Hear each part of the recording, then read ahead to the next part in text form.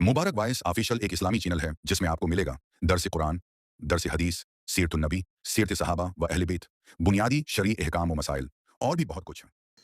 أعوذ بالله من الشيطان الرجيم. بسم الله الرحمن الرحيم. قل يا أهل الكتاب لستم على شيء حتى تقيموا التوراة والإنجيل وما أنزل إليكم من ربكم وليزيدن كثيرا منهم ما أنزل إليك من ربك طغيانا وكفرا فلا تأس على القوم الكافرين.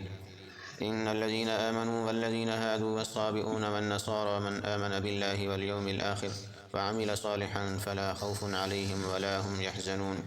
لقد أخذنا ميثاق بني إسرائيل وأرسلنا إليهم رسلا كلما جاءهم رسول بما لا تهوى أنفسهم فريقا كذبوا وفريقا يقتلون وحسبوا ألا تكون فتنة فعموا وصموا ثم تاب الله عليهم ثم عموا وصموا كثير منهم والله بصير بما يعملون. صدق الله العظيم. قل یا اہل الکتاب، آپ کہہ دیجئے اے اہل کتاب، لستم علی شیء، تم کسی چیز پر بھی نہیں ہو، حتی تقیموا التوراۃ والانجیل، یہاں تک کہ تورات اور انجیل کو اپنے اوپر قائم کرو، وما انزل الیکم من ربکم، اور جو کچھ نازل کیا گیا تمہاری طرف تمہارے رب کی طرف سے، ولیزیدن کثیرا منہم ما انزل الیک من ربک طغیانا وکفرا، اور یقیناً اضافہ کرے گا ان میں سے بہت ساروں کو وہ چیز جو نازل کی گئی آپ کی طرف، آپ کے رب کی طرف سے، سرکشی میں اور کفر میں۔ فلا تأس علی القوم الکافرین، تو اے نبی جی آپ مایوس نہ ہوں اس کافر قوم سے۔ ان الذین آمنوا، بے شک وہ لوگ جو ایمان لے کے آئے، والذین ہادوا، اور وہ لوگ جو یہودی ہوئے، والصابئون، اور صابی، والنصارى، اور المجوس، من آمن باللہ والیوم الآخر، ان میں سے جو کوئی بھی ایمان لے کے آئے گا اللہ پر اور یوم آخرت پر، وعمل صالحا، اور نیک اعمال کرے گا، فلا خوف علیہم، تو ان پر کوئی خوف نہیں ہے، ولا هم یحزنون، اور نہ ہی وہ غمگین ہوں گے۔ لقد اخذنا میثاق بنی اسرائیل، تحقیق ہم نے لیا ایک عہد لیا بنی اسرائیل سے، وارسلنا الیہم رسولا، اور ان کی طرف اپنے رسول بھیجے، کلما جاءہم رسول، جب بھی ان کے پاس کوئی رسول آتا، بما لا تہوی انفسہم، وہ چیزیں لے کر جو ان کی خواہشات کے خلاف تھی، فریقا کذبوا، تو ان میں سے ایک جماعت کو یہ جھٹلا دیتے، وفریقا یقتلون، اور ایک جماعت کو قتل کر دیتے، وحاسبوا، اور یہ گمان کیا ہوا تھا، اللہ تکون فتنۃ، کہ ان کی کوئی پکڑ نہیں ہوگی، فعموا، بس وہ اندھے ہو گئے، وصموا، اور بہرے ہو گئے، ثم تاب اللہ علیہم، پھر اللہ تعالیٰ نے ان کی توبہ کو قبول کیا، ثم عموا وصموا، پھر دوبارہ وہ اندھے ہو گئے اور بہرے ہو گئے، کثیر منہم، ان میں سے بہت سارے، واللہ بصیر بما یعملون، اور اللہ تعالیٰ دیکھ رہا ہے جو کچھ یہ کر رہے ہیں۔ ان آیات کے اندر اہل کتاب کو بھی بڑی سخت قسم کی تنبیہ کی جا رہی ہے، اور ہر وہ بندہ جو اللہ پر، اللہ کے رسولوں پر، یوم آخرت پر ایمان رکھتا ہے، ان کے لیے تنبیہ کی جا رہی ہے۔ فرمایا قل یا اہل الکتاب، اے نبی جی آپ اہل کتاب سے کہہ دیں، اہل کتاب یہود اور نصارہ، لستم علی شیء، تم کسی چیز پر بھی نہیں ہو، یعنی تم جو اپنے آپ ایمان کا دعویٰ کرتے ہو، ہم اللہ پر بھی ایمان رکھتے ہیں، آخرت پر بھی، رسولوں پر بھی، آسمانی کتابوں پر بھی ایمان رکھتے ہیں، تمہارا یہ ایمان کا دعویٰ بیکار ہے، تم کسی چیز پر بھی نہیں ہو، حتی تقیموا التوراۃ والانجیل، یہاں تک کہ تورات اور انجیل کو، یعنی آسمانی کتابوں کو جو اللہ نے نازل فرمائی ہیں ان کو اپنے اوپر قائم کرو۔ تو یہ جو حکم ہے یہ صرف یہود و نصارہ کے لیے نہیں ہے، یہ ہمارے لیے بھی ہے، یعنی اس کا مفہوم یہ نکلتا ہے کہ اے نبی جی آپ اپنی امت کو بھی یہ کہہ دیں کہ اے اہل قرآن،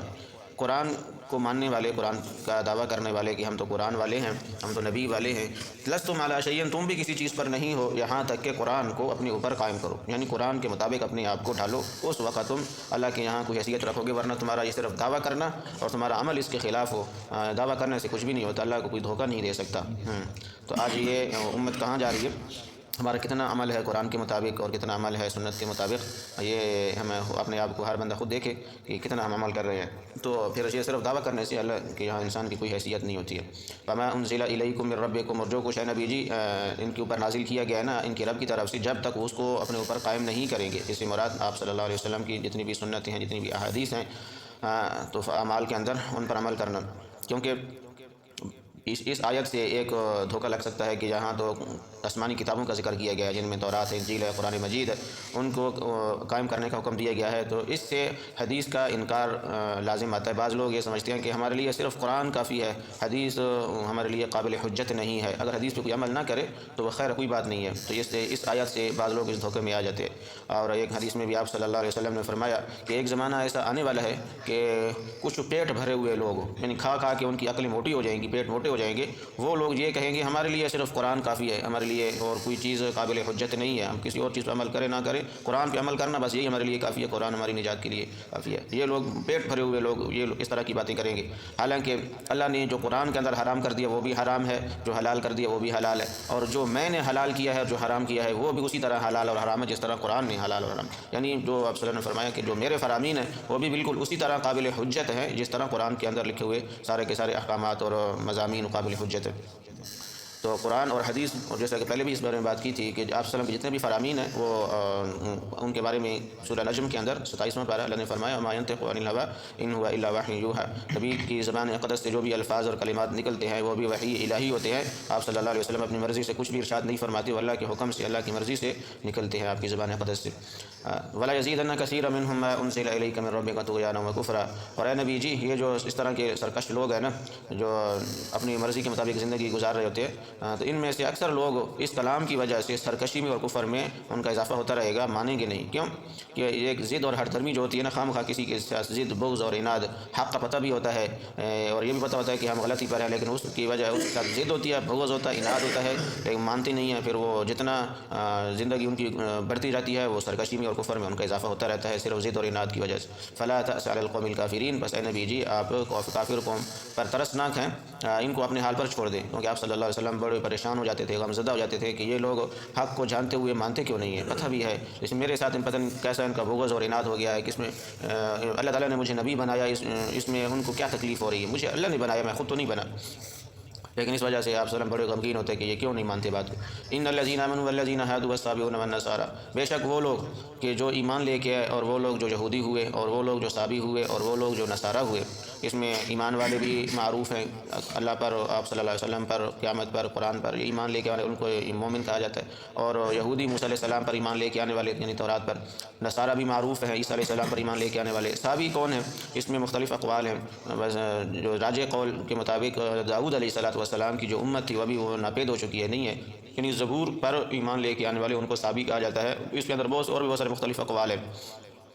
تو فرمایا کہ یہ لوگ چاہے وہ قرآن کو ماننے والے ہوں، تورات کو، انجیل کو، زبور کو، کوئی بھی آسمانی کتاب پر ایمان کے دعوے دار ہوں، فرمایا یہ صرف دعویٰ قابل قبول نہیں ہے، من آمن باللہ والیوم الآخر وعمل صالحا، ان میں سے جو کوئی بھی یقینی دل سے اللہ پر ایمان لے کے آئے گا اور قیامت کے دن پر ایمان لے کے آئے گا اور عمل صالح کرے گا، نیک اعمال کرے گا، یہ شرط ہے اللہ پر ایمان، یوم آخرت پر ایمان، اور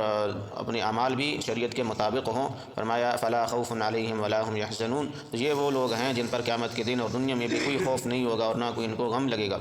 تو شرط کیا ہے؟ عمل ہے، دعویٰ صرف قابل قبول نہیں ہے، عمل اصل ضروری ہے۔ لقد اخذنا میثاق بنی اسرائیل، یہ وہی بات ہے جو ہم نے پیچھے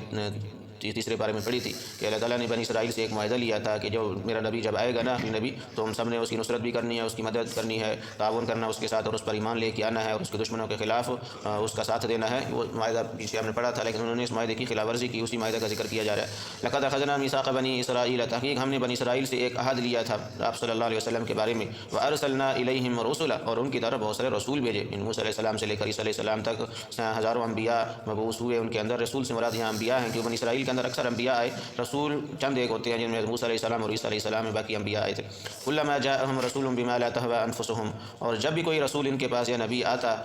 اللہ کی شریعت لے کر، تو جو بھی آسمانی شریعت ہوتی ہے وہ ظاہراً انسان کی طبیعت کے خلاف ہوتی ہے، انسان کی خواہشات کے خلاف ہوتی ہے۔ اب انسان کوئی بھی انسان کی طبیعت مزاج نہیں چاہتا کہ اب صبح سویرے سردی میں گرم بستر کو چھوڑ کے وضو کر کے گھر کو چھوڑ کے باہر نکلو مسجد میں جاؤ، طبیعت کے خلاف ہے، لیکن اللہ کا حکم ہے آسمانی شریعت۔ اب سخت گرمی ہے اور اس میں روزہ رکھنا، پانی بھی سامنے رکھا ہوا ہے، مشروبات رکھے ہوئے ہیں، لیکن اجازت نہیں ہے، تو انسان کی طبیعت کے خلاف ہے۔ اسی طرح جتنے بھی احکام ہوتے ہیں ظاہراً انسان کی طبیعت کے خلاف ہوتے ہیں، تو وہی باتیں یہاں بتائی جا رہی ہے، کلما جاءہم رسول بما لا تہوی انفسہم،